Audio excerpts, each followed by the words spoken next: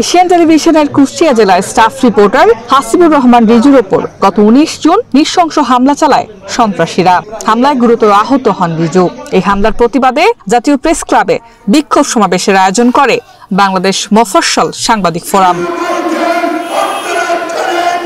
সমাবেশে সাংবাদিক নির্যাতন, মিথ্যা মামলায় হয়রানি বন্ধে ৩ মাসের মধ্যে সাংবাদিক সুরক্ষা আইন প্রণয়নের দাবি জানান সাংবাদিক নেতারা। আগামী ৩ মাসের মধ্যে মহান সংসদে সাংবাদিক সুরক্ষা আইন প্রণয়ন করতে হবে। যদি সাংবাদিক সুরক্ষা আইন প্রণয়ন করা না হয় তাহলে বাংলাদেশ মফস্বল সাংবাদিক ফোরাম সহ বিভিন্ন সাংবাদিক সংগঠনের সমন্বয়ে আমরা আগামী ৩ মাস পরে লাগাতার আন্দোলন কর্মসূচি আমরা চালিয়ে যাব। এ সময় সাংবাদিক রিজুর পরিবারের সদস্যরা হামলাকারীদের বিরুদ্ধে কঠোর শাস্তি দাবি জানান। রাস্তায় এসে আমি আমার ছোট্ট বাচ্চাটাকে নিয়ে রাস্তায় বিচার চেয়ে বেড়াচ্ছি। আজকে আমি কোনোদিনও ভাবিনি যে আমার রাস্তায় দাঁড়িয়ে আমি বিচার চাইবো। একটা ভালো কাজের ফলাফল এই নির্মমতা হবে।